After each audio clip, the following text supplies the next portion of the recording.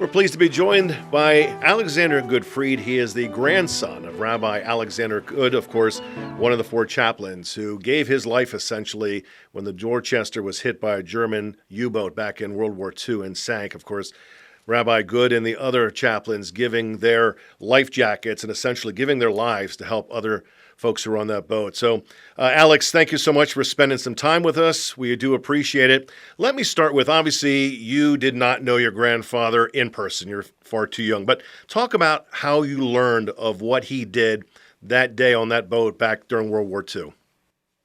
Sure. So first of all, thank you for having me. So not only obviously I was not around, but my mother was also very, very young when her father went down in the Dorchester. So, growing up with the story it's just something that I always was always part of my life. I mean, I am named for him.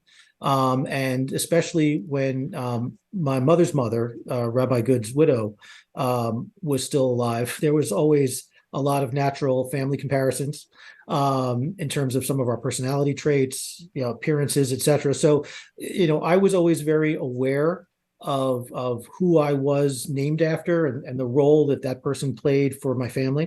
In terms of the history, it was a gradual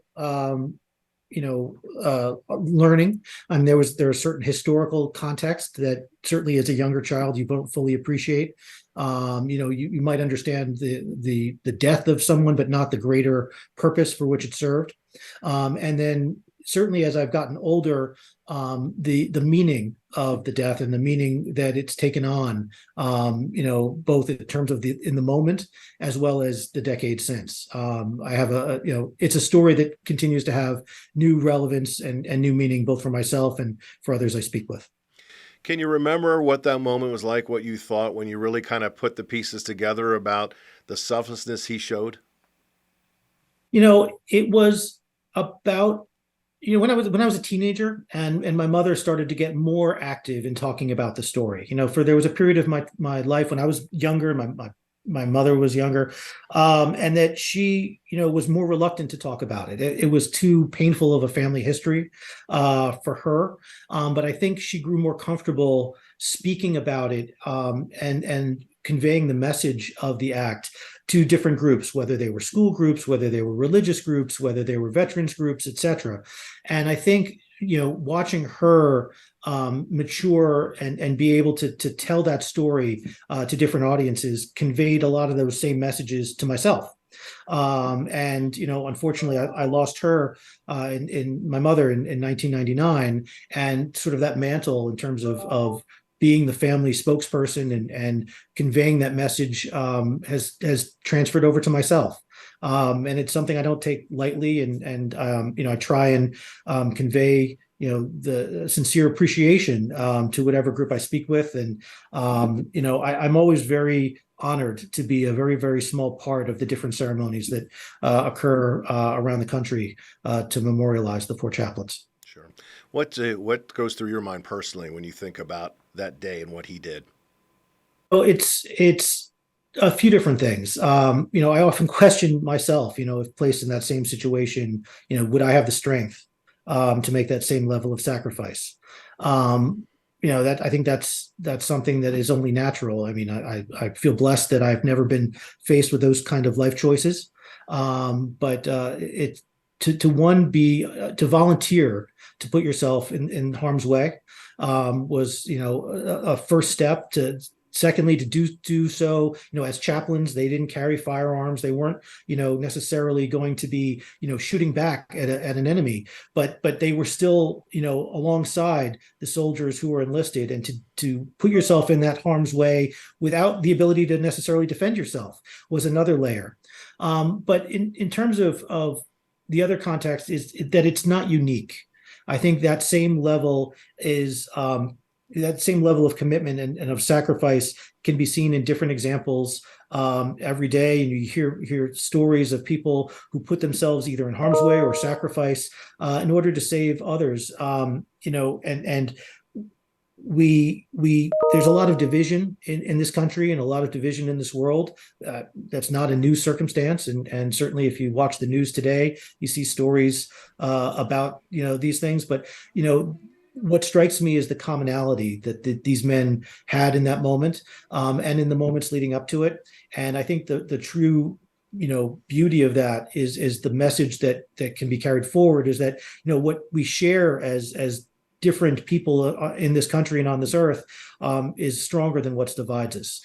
And I think it just is incumbent upon all of us to find those areas of common ground and build upon those rather than putting walls up and dividing. Absolutely. You did mention you obviously share the name. How proud are you to have the same name? Again, very, very proud. It's been somewhat awkward at times. I always feel a little odd when I've been asked to sign an autograph or something. I'm like, listen, I've done, I carry the name, but I wasn't on board ship. I didn't do those acts. But I am. It's always. It's been a recognition for myself on both a personal and a larger sense. I mean, clearly, anyone who's named for a close family member, I think there's a natural honor to uphold the positives from that individual and maintain the family legacy that inspired someone to place that honor among you in the first place. And my mother was an only child when this happened, and I'm the only grandson of her mother, and so there was a little bit of responsibility and a family legacy. And then to visit a community like York, and to go to a school like the Alexander Goode School and see your name, even though it's a shared name, but it's still my name on a building facade, or to see, your name on a postage stamp or in a stained glass window in a chapel. These are, I get goosebumps. And I'm again honored to have a small connection to that. And I do what I can to, convey the message and to bring it into today's context. And along those lines, obviously the Four Chaplains Memorial of York County hosts a breakfast every year. They've been around for a long time, and they keep the memory of your grandfather and the other chaplains alive. Your thoughts on the work that they do and the fact that that organization is around to remember the selflessness of the Four Chaplains back in World War II? I think it speaks volumes for the community of York and the way that, they mourned when the Dorchester was sunk.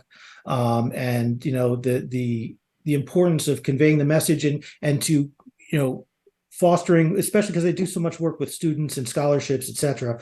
I think it's an important thing to convey to that next generation, of not only the acts of the Four Chaplains, but of the meaning and to, instill upon that next generation, again, the concept of finding common ground and community, as opposed to, identifying with, a given group and saying, this is who I am, and these are my people, and this is all that I stick with.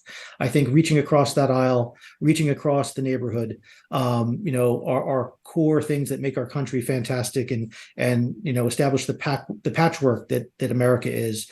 That's always been our strength. And the Four Chaplains represented that in World War II, and there are different ways that comes to life today. And the community in York does a great job in telling that story year after year, and I applaud them for it.